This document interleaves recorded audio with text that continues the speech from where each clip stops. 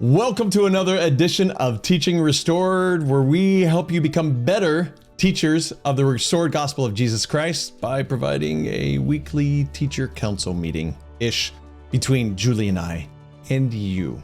I'm Kevin Jones. And I'm Julie Hilliard. Yeah.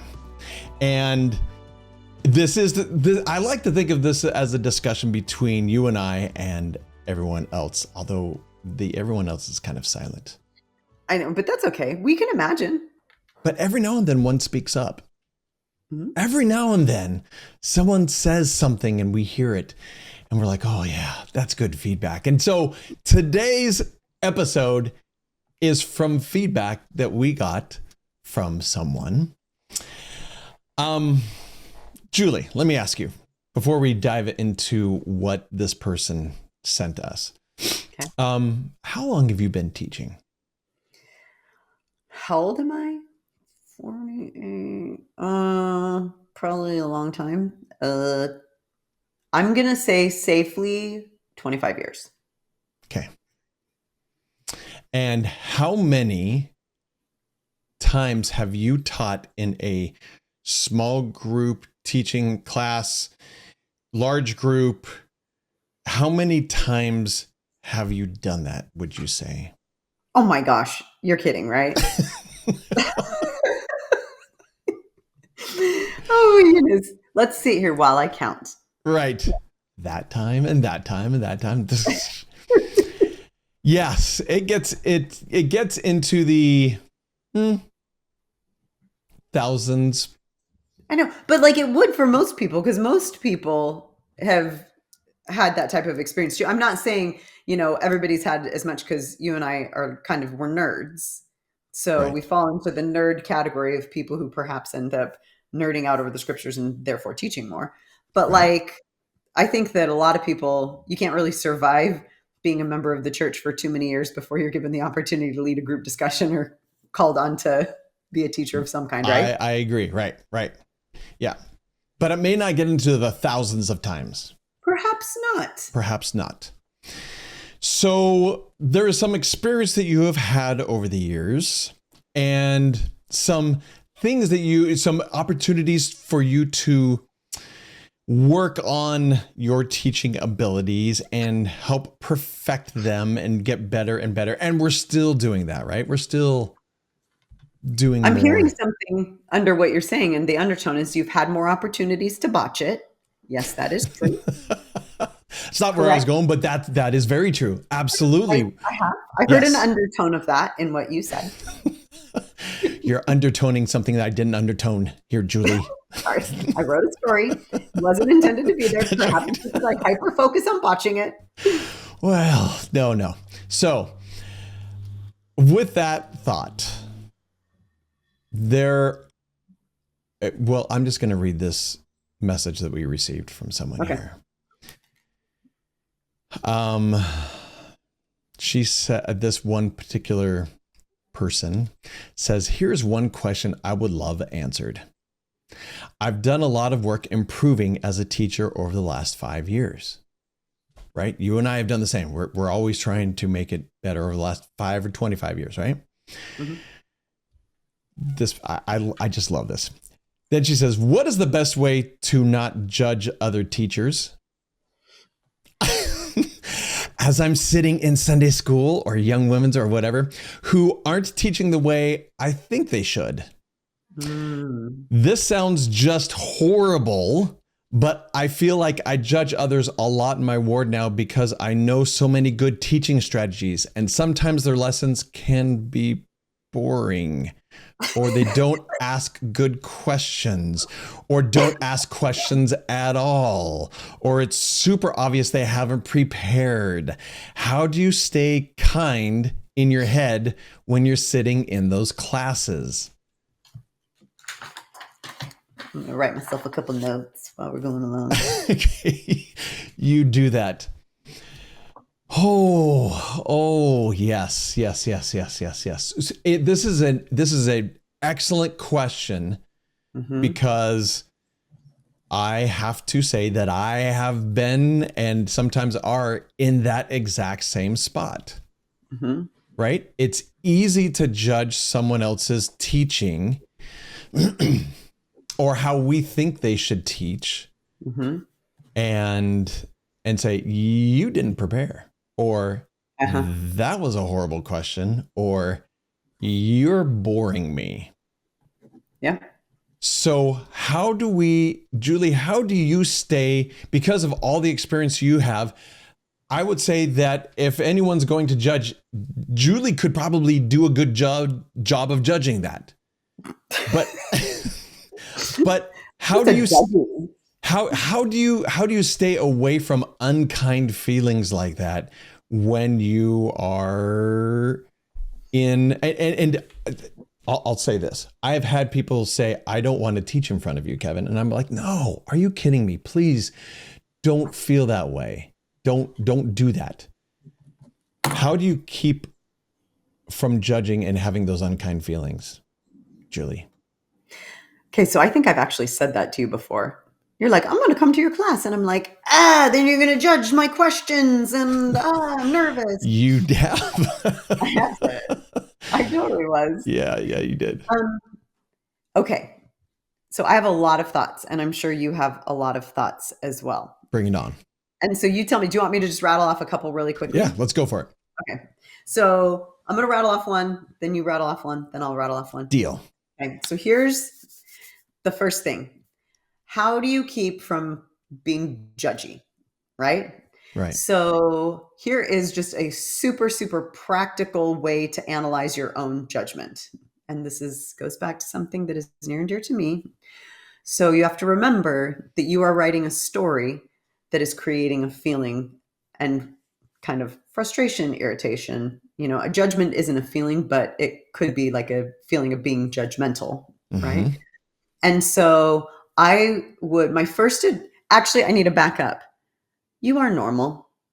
Whoever you are, you and are gosh normal. Darn it, people like you.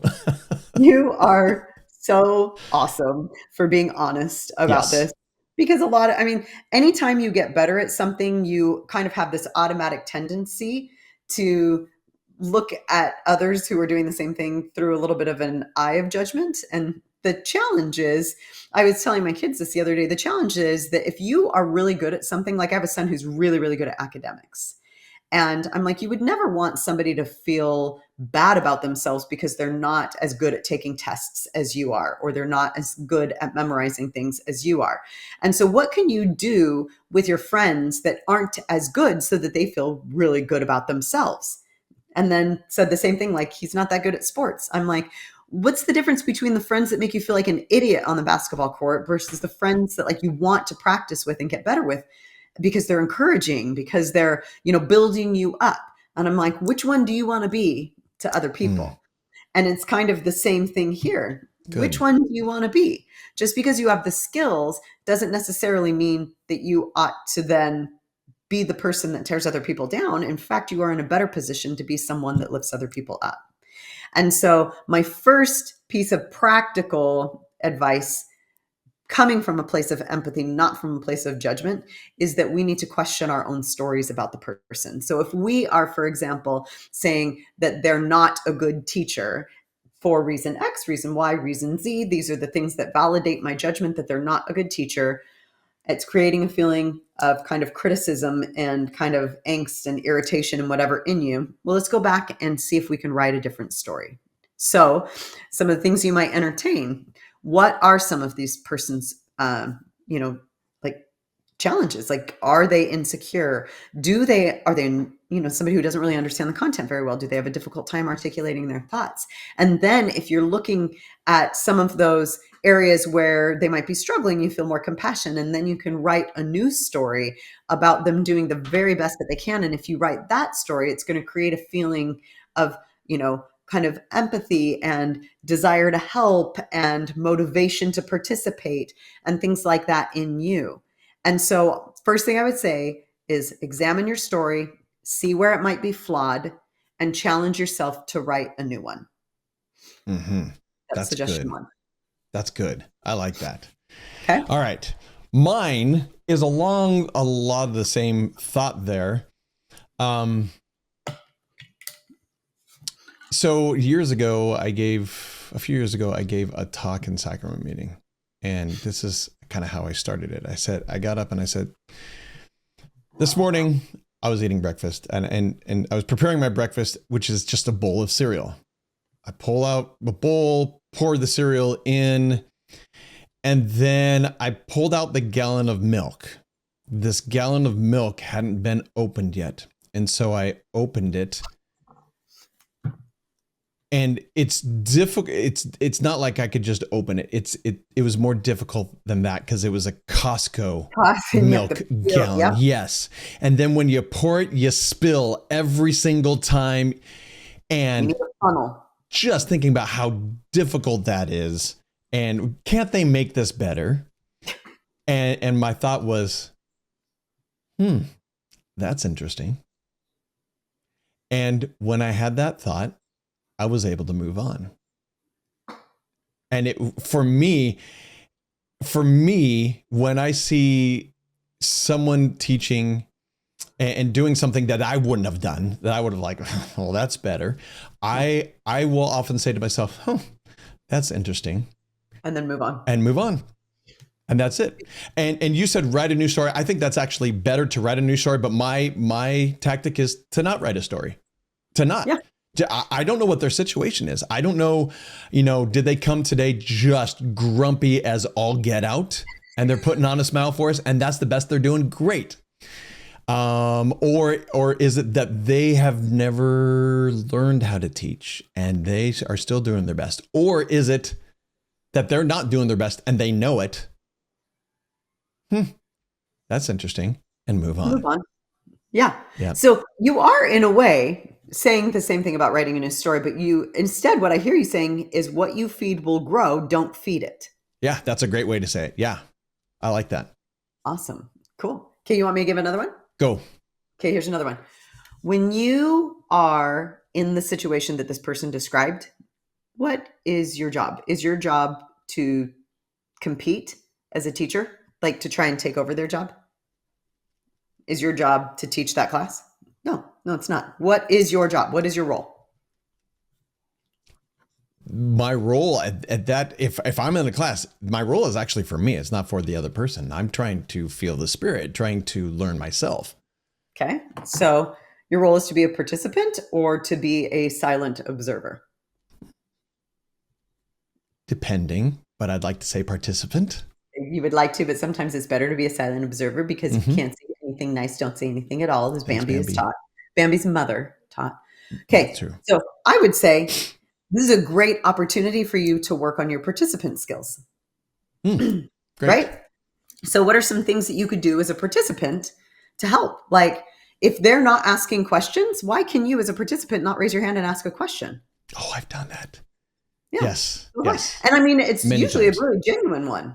Right? Hey, this is making me think about something I don't really know. Or does anybody have some thoughts? Like here, when somebody does that in my classes, I'm like, ooh, cool.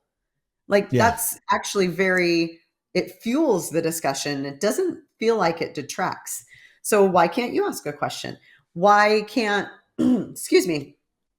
why can't you contribute really thoughtful comments, even if they don't ask a question? Like it's supposed to be a discussion. Oftentimes it's very natural for people to raise their hand.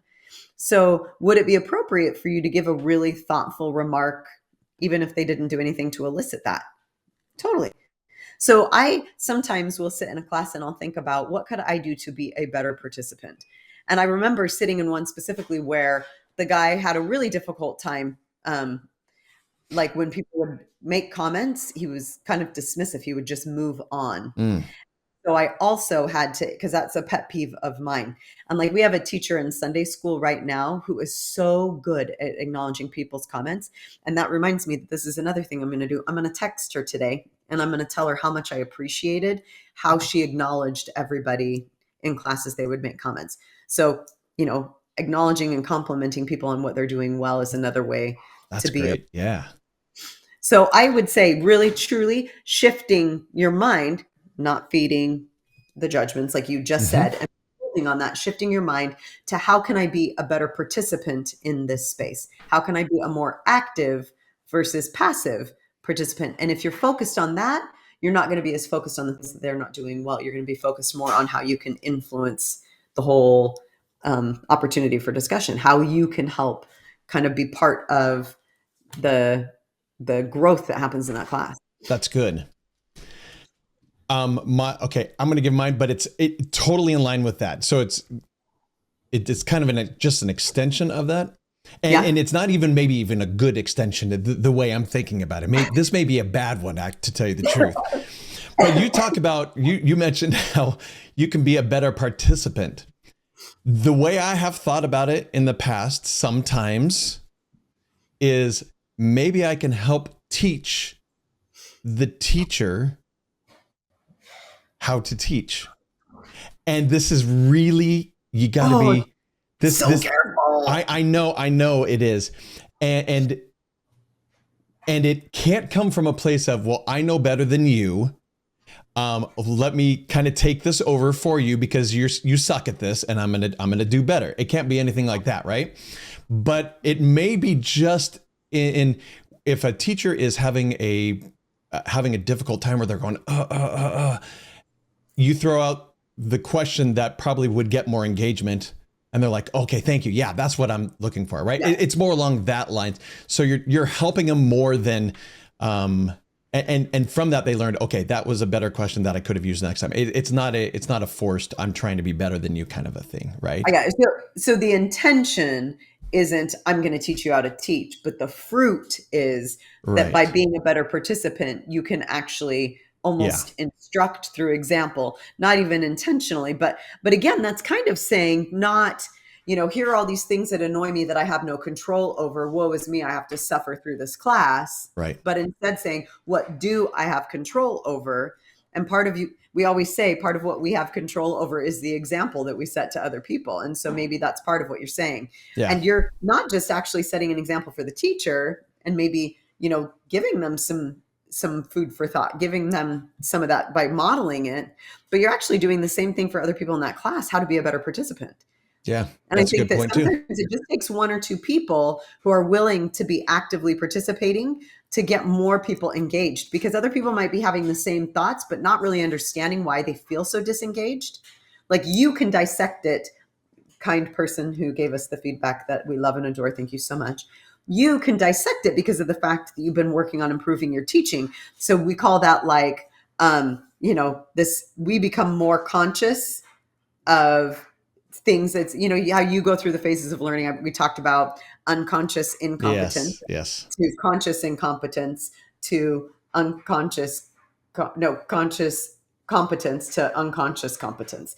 And It's like, you're kind of in this phase of learning where you can consciously say, here are the things that are going wrong, where other people might not have the ability to label it, but they will go to that same place that you tend to go to, even without the label, of pulling back and not wanting to participate because the fruit of their style of teaching is not a safe environment that helps to fuel engagement. And so if you can do something to help model engagement, that can help other people feel more inclined to participate as well. That's good. So I love your be a better participant rather than teaching the teacher, which is the direction that I had come from in the past, right? But be a better participant, which means that you're teaching, in a way, you're helping model and teach maybe some better principles or whatever, whatever it may be, and helping others open up. So it's not just for the teachers, but it's for everyone there. I love that. That's good. Yeah. And I didn't mean to call you on it, but a little bit I did mean to call you on it. Because I do think that we have to really check our intentions, because if there is any ounce of arrogance in the way that we present that, it's actually going to be condescending. It will come across that way, and we don't want it to. So before you kind of go there, you have to check your intent just a little bit and make sure that you're doing it from a space of good, positive, constructive, uplifting intention. Again, it's like with my son, you want to be the person that makes other people, especially if they know that you're a teacher, you want them to feel lifted by you and supported by you versus like you're making fun of them in your mind. Yes. Hey, let me give you a quick example of this. And this is an example. So I'm writing right now a book on how to ask great questions while you're teaching the gospel. And this example is in the book. And we were vacationing and visiting a ward, and this one particular question stuck out to me. It was something along the lines of, let's say you're the bishop and someone comes in and is struggling with tithing. What can you say to build their faith? And people started giving very primary answers. You can tell, hang in there, or go read this verse, or and it was very obvious. It was just on a shallow level. It wasn't getting anywhere, and it's kind of, I thought it was kind of obvious to everyone that this isn't going where we want it to go. Right? This is not the engagement that we're looking for. So I raised my hand and I asked a different question, and I said something along the lines of, Elder Bednar has said that we cannot build faith of others. We can only build our own faith. Mm-hmm. So if we look at it from that perspective, what can we do to help someone build their faith in tithing, in something like that? And so rather than so the principle is, rather, instead of how do we help build someone's faith, it's how do we help them build their own faith? And all of a sudden, and then all of a sudden, the answers were completely different. It was how do we help them have an experience to go build their faith? And it got deeper, and the answers got deeper, and it was like, okay, that's what we were looking for, right? And it wasn't done in a showy way. It wasn't a, hey, I just have a better question for you, and this will actually do it better. No. But it's sometimes you can restate a question or just bring a point naturally that they'll go, yeah, that's the kind of engagement that we're looking for, right? And again, it's not leading to you. It's just a natural progression of the lesson itself. I love that, because it really was just kind of a reframe. Yeah. And the only way that you would be in a position to be able to do that is if you had stayed engaged in the lesson. Yeah, like that's true. So you choosing to stay engaged in the lesson gives you the opportunity to go, okay, is what we're talking about, is this line of thinking getting us to where we want to go? Or, man, is there a way for us to go a little bit deeper? And then you, as a participant, can almost instigate that deeper conversation by reframing the question. Yeah. Yeah, that's excellent, Kevin. I love that. And I think that sometimes, if you think about it, that is a very common theme, that oftentimes when a lesson isn't engaging, you're a little bit bored, you don't feel like they were prepared, whatever the case may be. Oftentimes that really is going to, how all ships rise when the water rises. Well, the same is true in reverse. Right. And so you having this experience and feeling that things start to happen, your objective can shift to, I don't want this to be surface, because almost 100% of the time it's staying at that surface level in the type of lesson that you're describing without, appropriate facilitation. So what can you do to just help make it a little more reflective, take it just a little bit deeper? But it requires you being engaged enough in the lesson to do that in a way that is actually helping build on the point that you anticipate them wanting to make as well, and isn't completely derailing. That's another thing to consider, right? You have to be engaged enough to know where they're trying to go so you can do it appropriately. Right. I like that. And one way that I've seen people use it, and I've used this a couple times, I haven't used this much, but I've watched other people use this, is they'll say, this is a really good thought and a topic. So I'm wondering, and then you say the question and you take just a step further, just to show that, like you said, that you're engaged and you honestly want to know, because it took you to another level. What does everyone think about this one thing? And then it keeps going, and then it gets much more deep in that way. Yeah. And I've been in a position where sometimes somebody will do that and it will actually feel like it's derailing. And if that's the case, you as a teacher, just to add one more little tidbit in here that's from a different frame of reference, even though it's a little off topic. If you as a teacher in a class and you feel like someone is doing that and derailing you, you can actually say, man, that is such a good question. Is it cool if we table it so that we can make this other point first? Yeah. And then you go back to it. Like, so don't feel like by as a participant doing that, you're going to completely derail something, because a teacher who can be derailed will put it back on track. Mm-hmm. So Mm-hmm. don't hesitate. Like it, I do think that that can be a really constructive way to help keep the conversation moving. But again, has to come from a place of really trying to help all ships rise, not to embarrass the teacher, not to teach them a lesson, not to in any way show how smart you are, but so check your gut, check your heart before kind of sticking your mouth out there. Good. I I don't know if like that's that. the right. Stick your Hold on. gut Let me out see. there. I did. Oh, here's one more. One more thing. Mm-hmm. Somebody taught me this once, and I think it's great. So you know how sometimes you said it's best to be a silent observer, just because we were saying sometimes if you can't say something nice, don't say anything at all. Yeah. I think that part of what I have to check myself on sometimes, because I do get in a class, and if I'm in a grumpy mood in the class, I find myself saying, "Oh my gosh, I feel this is so surfacey. This is so da da da. This is so blah blah blah," and making all these judgments. And then I have been reminded, a little reminder that I'm responsible for my own learning. That teacher is not responsible for my own learning. And when it That's good. comes to being at church, it is not the responsibility of everybody else to teach us. It is our responsibility to make sure that we are receiving instruction from the Spirit. And so we've got to put ourselves in a position mentally to be able to focus on the right things so that we can invite that type of personal instruction during. It doesn't matter how boring the speaker is, the Spirit can still speak to you. That's And good. that's within your control, and nobody else gets to Mm-hmm. impact that. So sometimes that's another good thing to focus on. I like that. Okay. My next thing is let me take this to kind of an extreme.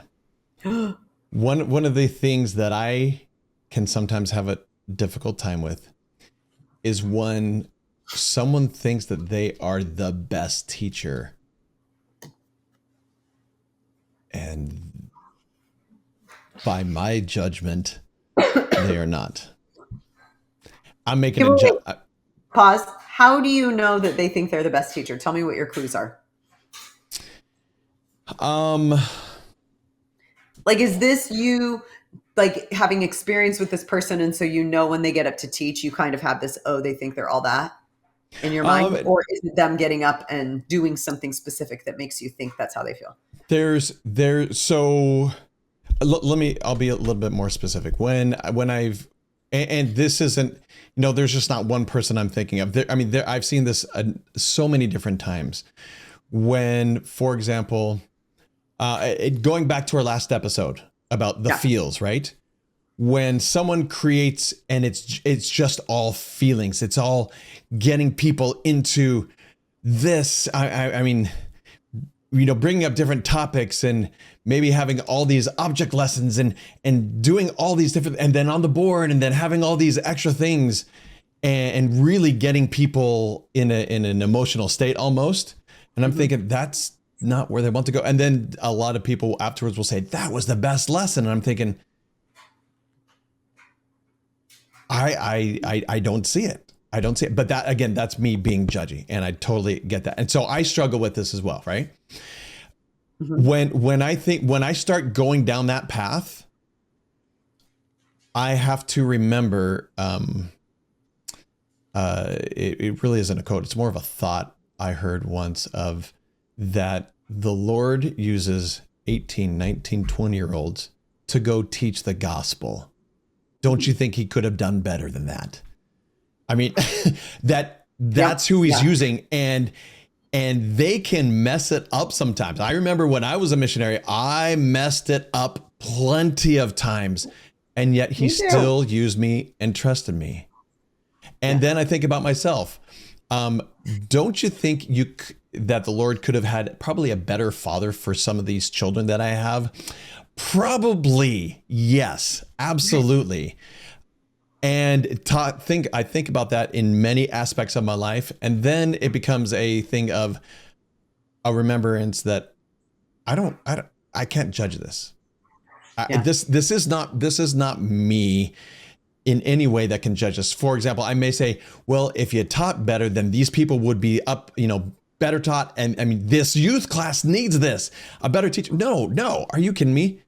If he can use me to do the things that I have done, then I don't think I have any problem with anyone else teaching a class that whether I, Kevin Jones, think that they're up to level or not, it doesn't matter.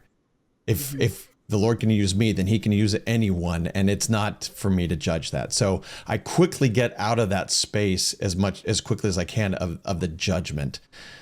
Does that make sense, or did I just ramble there? No, I think it does, but let me make sure. I'm just going to kind of summarize what I think your point is and tell me if I'm getting it right. That you or somebody else, hold on, let me rephrase. Sorry. That a bad teacher does not mean the Spirit won't do its work. That God can literally do his work through whoever he wants to do it through. That's and so great. A teacher's imperfections aren't going to stop the work from progressing. Right. And it goes back to the standard of truth, right? Right. I know on hollowed hand. That's what I was thinking in my mind. Can stop the work from progressing. Yes. And so I actually think about this. Well, this gives me comfort sometimes too, when I'm feeling insecure going into something that I'm not going to have the right words. I'm not going to say the right thing. I think about this with missionary work a lot. I'm not going to say the right thing. I don't even know how to explain it in a way that'll connect with them. And then I have to remind myself that I'm not the person that's making those connections. Like, that's not my job. Right. And so, from a place of insecurity, we can also be reassured that, the Spirit's not going to let you botch it. Like, Heavenly Father's not going to let you ruin people if you're going into this with full purpose of heart. Just like he's not going to let somebody else ruin everybody's experience if they are going into it with full purpose of heart. Right. And that, I think that makes us kind of go, ooh, shame on me just a little bit for thinking. Every time. Yes. Yeah. And I think that shame on me every time I think that. I think, oh, goodness, come on, Jones. You got to let that go, right? That is not that. Just drop that. That is horrible. Do you think that's part of, like, I think so often when we are in this place of being, critical, just a thought, that sometimes we forget that very act is an opportunity for us to be instructed in repentance, in forgiveness, and like that we are in the very act of being like, come on, you ought to be doing better, when we should be reversing and saying, come on, you ought to be doing better. Yeah. Pointing at ourselves. Ironic? Yes. Yeah. I agree. Yeah. Oops. Yeah. And over time, this whole situation that she brings up for me has, even though I've learned more and more and more, I think I've gotten better and better at this, at not judging and just saying, that was interesting. Or, just saying that if the Lord's going to use me, then I can't complain, because he's using the least of these to do some important things with 8 kids that, I could mess them up or whatever it is. It doesn't matter. It's not for me to judge. And I've been getting better and better and better at that over the years. Mm-hmm. That's awesome. And I think I'm a little bit less capable of just going, it's not up to me, and trying to like, I actually have to replace the thought with something else to get rid of it sometimes. Sure. Which is why I was like, okay, got to write a different story. I've got to focus on something different, like being an active participant. I've got to. And so I do think that there's a little bit of both. Some of it is like a mental reframe, and some of it is giving yourself something else to focus on. That's good. I love the writing the new story, because you're right. Sometimes we do need to replace that. And if we don't replace it, then it just leaves a hole for us to fall back into. I was going to say, it keeps like resurrecting itself. Right. I don't know. We have to write a new story about that. We really do. Yeah. Yeah. Any other? I love the honesty of that question. I know it. We all have these issues, right? Someone's got to call it out. That's always what I feel like she's saying. Yeah. Someone's got to call this out. It's not just me that has this. It's, other people have to have this as well. And yes, you're right. Other people. And if we're in a safe space where we can have discussions like this, then we can learn to get over them. But if we don't ever talk about these kind of things, then we're going to harbor these things without the tools to learn how to deal with them. Agreed. We've talked somewhat about that in times past as well. We've touched on that. Yeah. Yeah. Agreed. I love it. Yeah. And there was one more piece one more tactic that I had thought of, but then I forgot. So maybe we'll just use that for another episode or something. I don't know, but I totally forgot what it was. But it was so good. Oh, dang. I hate that. Stuff falls out of my brain all the time. Close your brain, Kevin. Oh, wait, don't do that. That's a closed mind. You don't want to be closed-minded. That's not good either. That's not good either. So if you would, we love questions like this. Tell us what you're struggling with. Tell us what is working really well for you. Maybe tell us an experience where you have been trying to teach and it hasn't worked, but then you figured out how to make it work and what you did. We love those. We want to be able to share that because Julie and I don't have all the knowledge. We don't have all the best tips and tricks. We know what we know and we want to share those with everyone. But there's so much that comes from you as well. And we're so thankful that people write in about these experiences. So keep them coming. Yes. We love to hear them. teachingrestored.com. Go there and give us your best question. And while you're at it, like, subscribe. I was going to say subshare, all of that, if you would. Yep. Thanks for your thoughts, Julie. Good stuff today. Thanks. Bye. Bye, everyone.